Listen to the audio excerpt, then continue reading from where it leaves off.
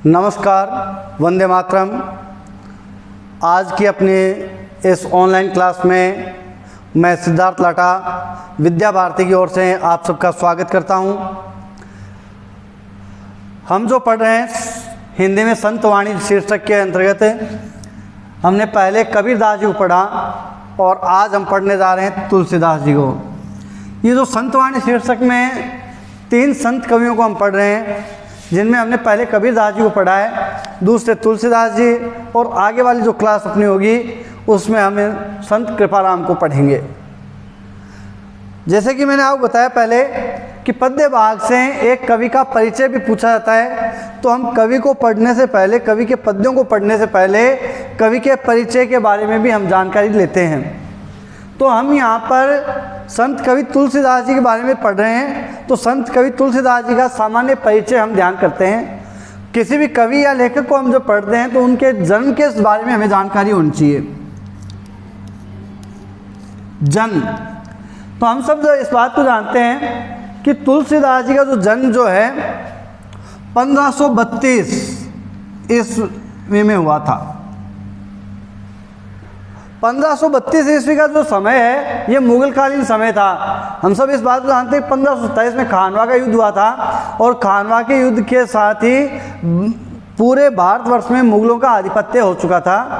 और मुगलों के यहाँ आने से या उनके आगमन के साथ में विदेशियों के यहाँ आने से यहाँ पर जो लूटपाट हुई उसके कारण यहाँ पर एक तरह से अशांति व्याप्त हो गई थी। उस अशांति से केवल हिंदू धर्म ही नहीं, हिंदू समाज ही नहीं, बल्कि मुस्लिम संप्रदाय भी आहत हुआ। और इसी आहत के चलते लोगों को कहीं न कहीं अगर कोई आशा की किरण नज़र आ रही थी तो वो संतों के जीवन से आ रही थी। संतों की तरफ आशा भरी निगाहों से वो देख रहे थे। तो ये समय 1532 का जो समय था, ये मध्यकालीन मिडाइवल हिस्ट्री जो हम पढ़ते हैं, मध्यकालीन भारत का इतिहास जो पढ़ते हैं, उसमें हम ये ध्यान करते हैं। और तुलसीदास जी ने अपने काव्यों में भी उस समय की जो सामाजिक स्थिति है उसका चित्रण किया है। इसलिए तुलसीदास जी संत कवि से ज़्यादा सामाजिक कवि भी रहे हैं। समाज का चित्रण उन्होंने किया है। समाज में किस तरह की व्यवस्था थी, स्त्रियों की क्या व्यवस्था थी, पुरुषों की क्या स्थिति थी, लेकिन उस समय की जो चाहे कुछ भी बात करें, लेकिन समाज की स्थिति कुछ ठीक नहीं थी। क्योंकि तुलसीदास जी ने अपनी कवितावली में पंक्ति लिखी है कि कहे एक एकंसु कहाँ जाई का करी। जब भी कोई एक दूसरे व्यक्ति से कहीं मिलते, लाचारी, बेरोजगारी, कृषि आदि जो रोजगार के साधन थे वो सब लुप्त हो चुके थे, लूटपाट ज़्यादा हो चुकी थी, तो वहाँ पर जब व्यक्ति एक दूसरे से मिलते तो एक ही चिंता सबको सताती थी कि कहाँ जाएं और क्या करें। तो इस तरह की स्थितियाँ इस समय व्याप्त हो चुकी थी। 1532 में तुलसीदास जी जन्म हुआ और मृत्यु इनकी 1623। इनको याद रखने का मैंने आपको तरीका बताया है। 32 को हम अगर उल्टा कर दें, यहाँ पर एक जोड़ दिया और यहाँ पर इनको उल्टा कर दिया, तो इनकी मृत्यु का समय आ गया। ये जो समय है इसको हमने ध्यान किया है। तुलसीदास जी के जीवन के बारे में अनेक किंवदंतियाँ, अनेक कथाएं प्रचलित है। कई यूँ कहते हैं कि गर्भावस्था की अवधि पूरी होने पर भी तुलसीदास जी का जन्म नहीं हुआ, तो इनके माता पिता चिंतित थे। लेकिन जब इनका जन्म हुआ 10 मास के बाद में, 1 मास अधिक होने के बाद में इनका जन्म हुआ, तो ये देखने में आता है कि तुलसीदास जी के उस समय में भी मुंह में दांत थे। तो ये एक अपशगुन माना गया, और इस अपशगुन के कारण लोगों ने कहा कि ये तो आपका बेटा ये अच्छे शगुन से पैदा नहीं हुआ। दूसरी और जो किंवदंती इनके बारे में आती है, तो जब ये पैदा होते ही, जब ये अपने गर्भ के बंधन से मुक्त हुए, तो मुक्त होते ही अर्थात पैदा होते ही ये राम बोले, मुख से राम शब्द इनके मुख से निकला। तो वहाँ पर सब जो लोग उपस्थित थे सबके मन में एक ही बात है, क्या बोला कि राम बोला। तो इनका जो जन्म का, बचपन का जो नाम हो गया वो राम बोला हो गया। इनके पिता जो आत्माराम जो थे,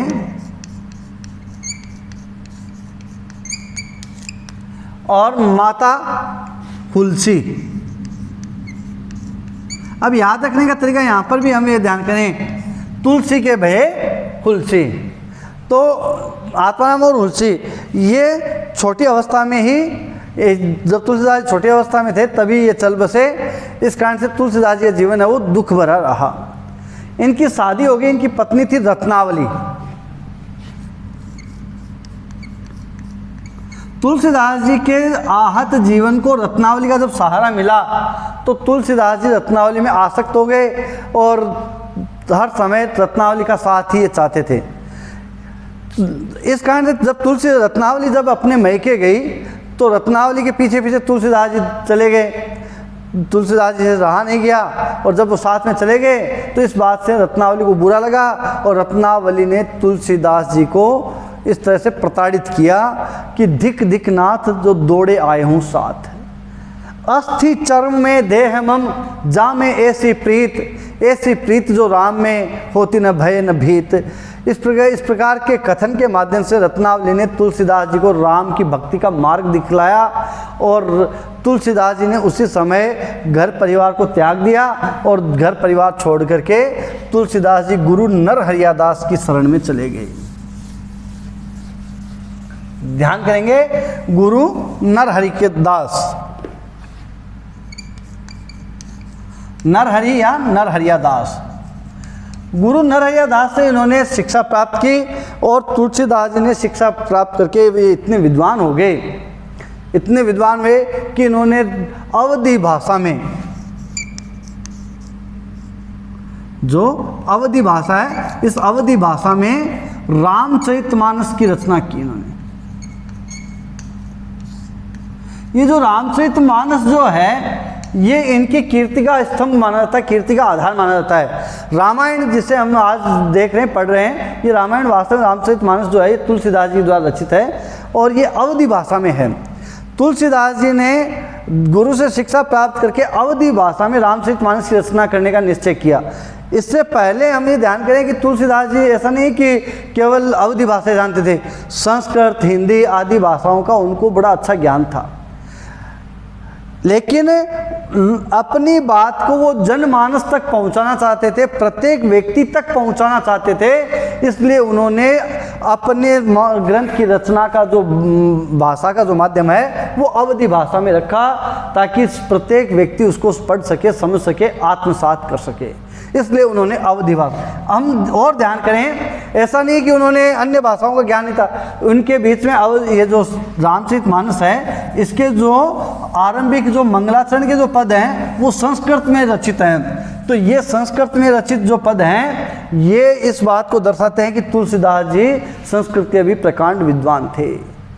प्रथम पद्य में उन्होंने भगवान शंकर और पार्वती जी को आराधना के भवानी शंकरो वंदे श्रद्धा विश्वास रूपिणो, श्रद्धा और विश्वास के साथ में उनके श्रद्धा विश्वास रूपिणो याभ्याम विना न पश्यन्ते सिद्धा स्वांतस्तमीश्वर है। इस प्रकार से उन्होंने भगवान शंकर और पार्वती जी की आराधना करके संस्कृत के पद के माध्यम से अपने अवधी भाषा की इस रामचरितमानस की रचना प्रारंभ की।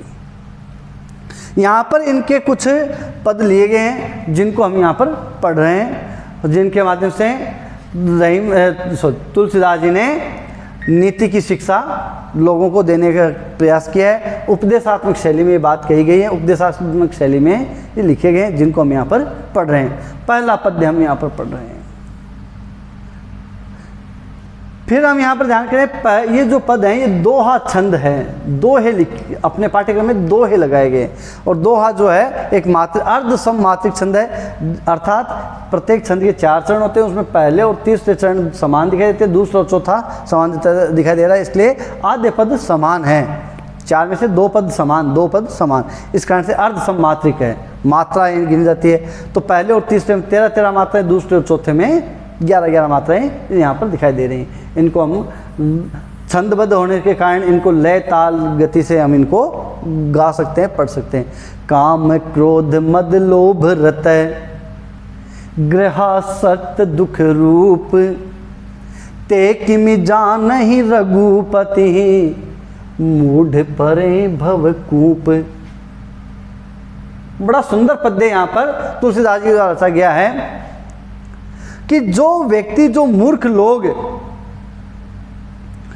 काम क्रोध मद लोभ इनमें ही लगा रखता है, ग्रहासक्त दुख रूप, ये जो इतने जो दुर्गुण जो हैं पहला काम, दूसरा क्रोध, तीसरा मद, चौथा लोभ और पांचवा गृहासक्त।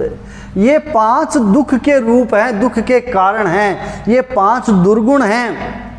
काम भावना, क्रोध का भाव, मद, मद का मतलब अभिमान, अभिमान से मतलब मिथ्या अभिमान, झूठा घमंड अभिमान, और लोभ, और गृहासक्त केवल अपने घर के बारे में सोचना, अपने परिवार के बारे में सोचना, गृहासक्त दुख रूप। ये 5 दुर्गुण जिस व्यक्ति में होते हैं वह व्यक्ति ते किमी जाने रघुपति, वो भगवान राम की को नहीं जान सकते, भगवान राम की भक्ति को नहीं पहचान सकते। वो ये दुर्गुणों में डूबे हुए व्यक्ति तो उस मूर्ख व्यक्ति के समान है जो कुएं में पड़ा हुआ है और उनके लिए उस कुएं से बाहर कोई दुनिया नहीं होती, अर्थात वो केवल इन्हीं दुर्गुणों के इर्द गिर्द घूमता हुआ दिखाई देता है। इसलिए मनुष्य को इन दुर्गुणों को त्याग देना चाहिए।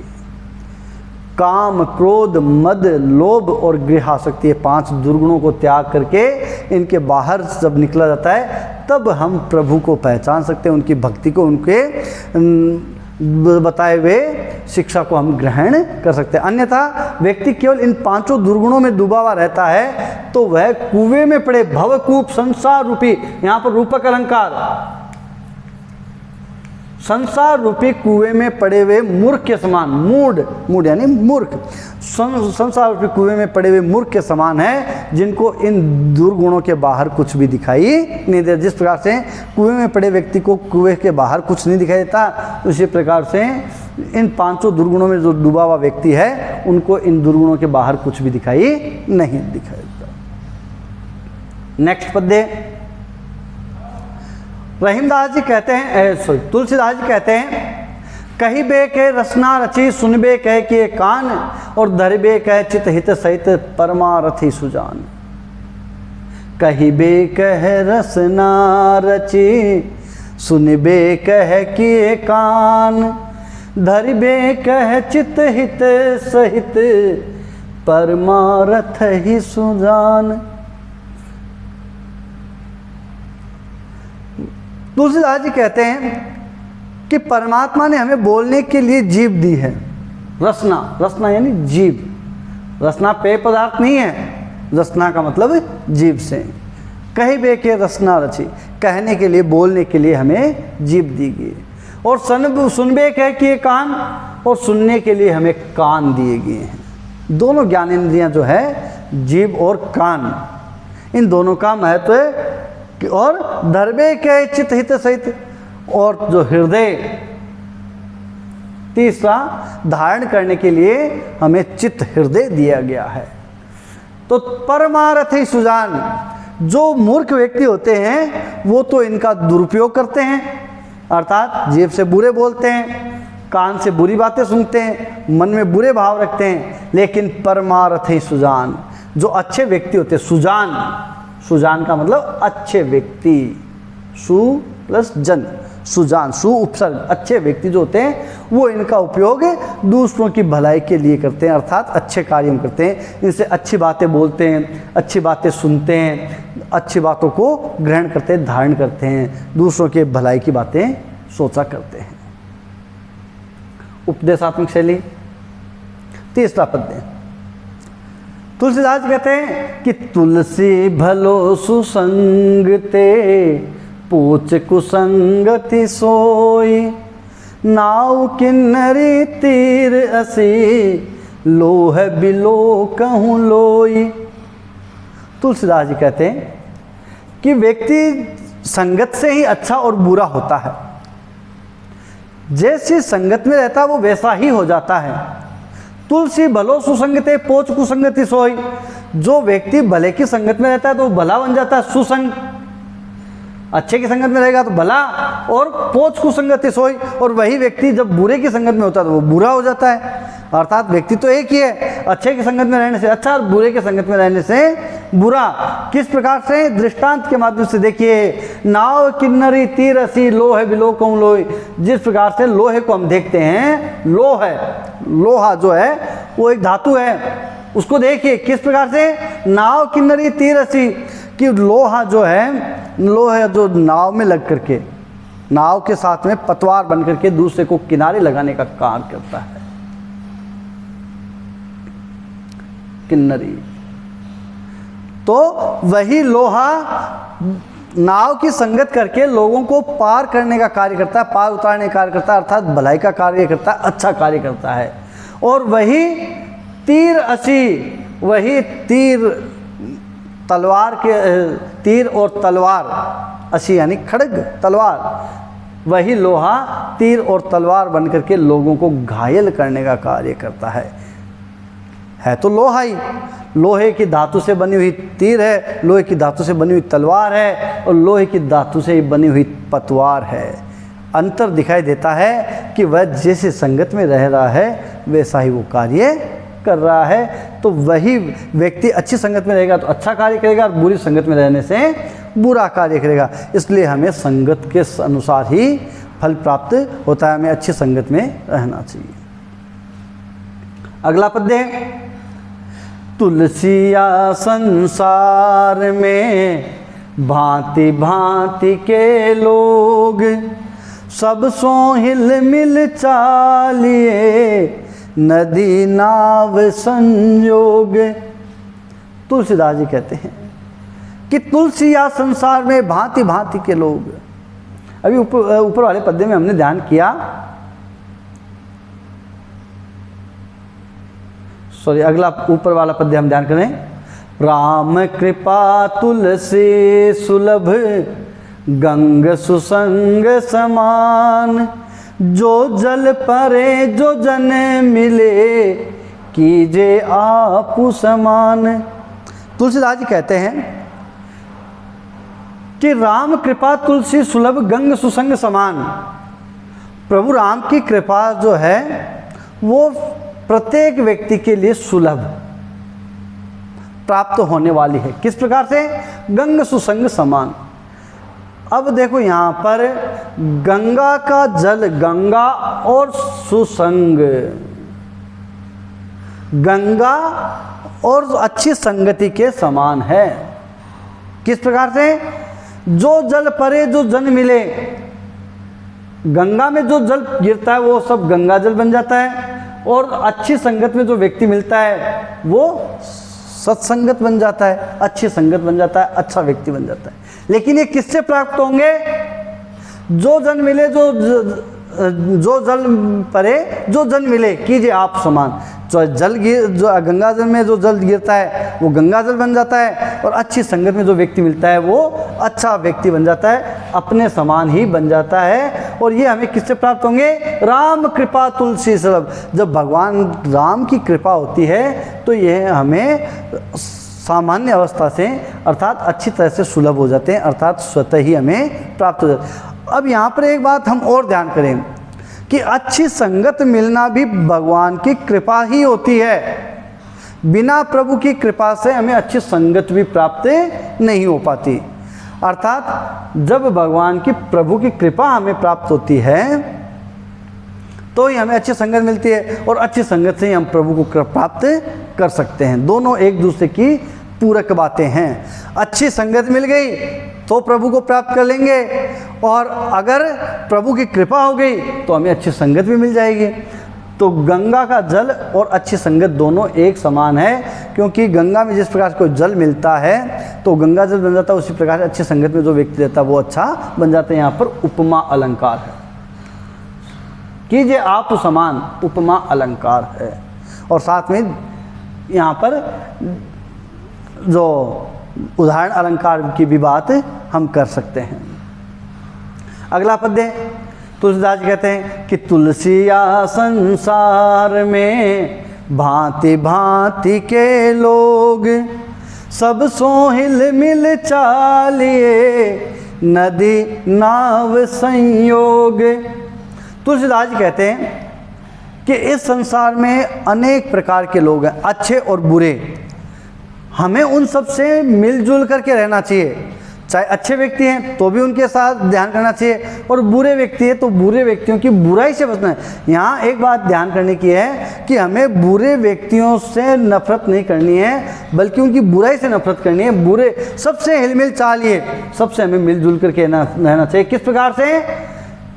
नदी नाव संयोग, जिस प्रकार से नदी अगर नदी में अगर नाव नहीं उतरती है तो नाव किनारे नहीं जा सकती, उसी प्रकार से अगर हमें संसार से भवसागर से पार जाना है तो हमें संसार के प्रत्येक व्यक्ति से मिलजुल के रहना पड़ेगा। इसलिए हमें सबसे मिलजुल के रहना चाहिए। नदी नाव संयोग, जिस प्रकार नदी और नाव, देखिए नदी है वो नाव को डुबोने का काम भी करती है, तो इसका मतलब ये थोड़ी है कि नाव है वो नदी में उतरेगी नहीं। अगर नदी में नहीं उतरेगी तो नाव किनारे कैसे जाएगी? इसलिए किनारे अगर जाना है तो नाव को नदी में उतरना ही पड़ेगा। उसी प्रकार से इस संसार के अच्छे और बुरे लोगों से हमें मिलते जुलते रहना पड़ेगा। इसका मतलब ये नहीं है कि हम बुरे लोगों से मिलना ही छोड़ दें। बुरे लोगों से मिलना तो है, लेकिन हमें उनकी बुराई को ग्रहण नहीं करना है, अच्छाइयों को ग्रहण करना है। अगला पद हम ध्यान करते हैं। तुलसी पावस के समय धरी कोकिलन मौन, अब तो दादुर बोलिए हमें पूछें कौन। तुलसीदास जी कहते हैं कि जब पावस का मतलब वर्षा ऋतु,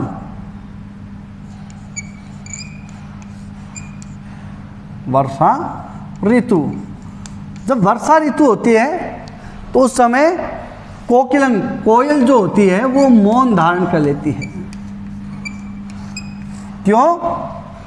क्योंकि उसे ये लगता है अब तो दादुर बोले, दादुर का मतलब मेंढक, हमें पूछे कौन, अब हमारी आवाज़ को कौन सुनने वाला है। यहाँ पर इसका प्रतीकात्मक अर्थ लेंगे, प्रतीकात्मक अर्थ लेंगे तब हम यहाँ पे ध्यान करें। तुलसीदास जी कहते हैं कि जब मूर्ख लोग बोल रहे होते हैं तो विद्वानों को मौन धारण कर लेना चाहिए, क्योंकि मूर्खों की आवाज़ के मध्य विद्वानों की आवाज़ दबा दी जाती है, उनकी आवाज़ किसी को सुनाई नहीं देती है। उसी प्रकार से कोयल कहती है कि जब मेंढक बोलने लग जाते हैं तो कोयल है वो मौन धारण। यहाँ पर स्वाभाविक बात बताई गई है, पावस के ऋतु में कोयल बोलना बंद कर देती है, मेंढक बोलने लगते हैं। तो यहाँ स्वभावोक्ति भी है और स्वभावोक्ति के साथ में ही यहाँ पर प्रतीकात्मक अर्थ में मूर्ख और विद्वानों की बात यहाँ बताई गई है कि जब जहाँ मूर्ख लोग बोले जा रहे हो, मूर्खों को जहाँ पूछा जा रहा हो वहाँ विद्वानों को शांत रहना चाहिए, क्योंकि मूर्खों के बीच में विद्वानों की कोई गणना नहीं होती है। अंतिम पद्य हम पढ़ रहे हैं जो कि बड़ा सुंदर पद्य है और इम्पोर्टेंट मुख्य पद है, ये इम्पोर्टेंट है, ये निशान लगा लेंगे। तुलसीदास जी कहते हैं तुलसी असमय के सखा, धीरज धर्म विवेक, साहित्य साहस सत्यव्रत, राम भरोसो एक। तुलसीदास जी कहते हैं कि जब व्यक्ति का बुरा समय आता है तो उसके सारे मित्र उसे छोड़ के चले जाते हैं, लेकिन ये जो 7 मित्र जो हैं ये उसे कभी नहीं छोड़ के जाते। कौन कौन से? धीरज, धर्म, विवेक, साहित्य, साहस, सत्यव्रत और राम भरोसो एक। ये 7 जो मित्र हैं इनको साथ में रखना चाहिए। जब व्यक्ति का बुरा समय हो तो मनुष्य को इन 7 मित्रों को नहीं छोड़ना चाहिए, इनका सहारा लेना चाहिए। ये 7 मित्र व्यक्ति को कभी भी छोड़ के नहीं जाते हैं। और ये 7 मित्र कौन हैं? पहला धीरज, धैर्य धारण करना चाहिए, बुरे समय में धैर्य धारण करें, धर्म का पालन करें, विवेक बुद्धि से काम लें, साहित्य अध्ययन करें, अच्छा साहित्य, सत साहित्य, अच्छा साहित्य, साहस, हिम्मत से काम लेना चाहिए, सत्यव्रत, सत्य का पालन करना चाहिए, और प्रभु सबसे बड़ा जो महत्वपूर्ण काम है राम भरोसो एक, भगवान राम पर अर्थात अपने इष्ट पर, अपने परमात्मा पर पूर्ण रूप से भरोसा होना चाहिए। ये इन 7 मित्रों को व्यक्ति को बुरे समय में कभी भी नहीं त्यागना चाहिए। अभी हमने तुलसीदास जी के 7 पद्य हमने पढ़े। और तुलसीदास जी जीवन के बारे में हमने पढ़ा। तुलसीदास जी का जन्म 1532 में हुआ था, मृत्यु इनकी 1623 में हुई थी। ये याद रखने की मैंने बताया था। इन दोनों को उल्टा करके हम देख लेते हैं। इनका बचपन का नाम राम भोला था, इनके गुरु का नाम नरहरिया दास था। वहीं इनके माता पिता आत्माराम और माता हुलसी देवी जो थे, पत्नी का नाम रत्नावली। जिन कहते हैं कि प्रत्येक व्यक्ति के उन्नति के पीछे किसी न किसी औरत का हाथ होता है, तो तुलसीदास जी अपनी इस बात को चरितार्थ यहाँ पर करते हैं। इनकी पत्नी रत्नावली है, जिनकी प्रेरणा से राम भक्ति की ओर अग्रसित हुए। 7 पद्यों में हमने पढ़ा कि व्यक्ति को, इन पहले पद्य में हमने पढ़ा, इन 5 दुर्गुणों से हमें दूर रहना चाहिए। दूसरे में हमने ध्यान किया कि जीभ, कान और हृदय, इन तीनों का दूसरों की भलाई में अच्छे काम के लिए इनका उपयोग किया जाना चाहिए। और व्यक्ति जैसी संगत में रहता है वैसा ही वो बन जाता है। अच्छे की संगत में अच्छा, बुरे की संगत में बुरा बन जाता है। लोहा जो है वह नाव की संगत करके लोगों को पार उतारने का कार्य करता है, वहीं लोहा तीर और तलवार की संगत करके, तीर और तलवार का रूप धारण करके लोगों को घायल करने का कार्य करता है। वहीं अगले पद्य में हमने ध्यान किया कि गंगा और संत जन दोनों एक समान होते हैं। गंगा अपने अंदर जो जल मिला देती है उसे गंगा जल बना देती है। जो अच्छे व्यक्ति होते हैं वो अपने साथ जिसको मिला देते हैं उसे अच्छा बना देते हैं। और ये दोनों हमें, इन दोनों के द्वारा ही हमें राम की कृपा प्राप्त हो जाती है। राम की कृपा से ये दोनों हमें प्राप्त होते हैं। दोनों एक दूसरे की पूरक बातें यहाँ पे हमने ध्यान की। अगले पद्य में हम ध्यान किया, तुलसीदास जी कहते हैं कि हमें प्रत्येक व्यक्ति से अच्छे और बुरे सबसे मिलजुल के रहना चाहिए। छठे में हमने ध्यान किया कि जब मूर्ख लोग बोल रहे होते हैं तो विद्वानों को मौन धारण करना चाहिए। कोयल के उदाहरण के माध्यम से हमने ये बात ध्यान की।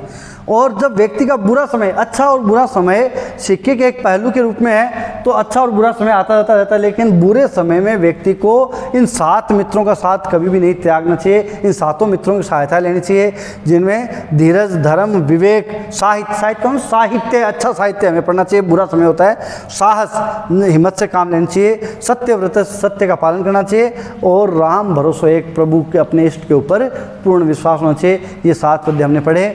आज के इस क्लास में हम इतना पढ़ेंगे, बाकी हम पढ़ेंगे अगली क्लास में। तब तक के लिए आप सबको धन्यवाद। वंदे मातरम।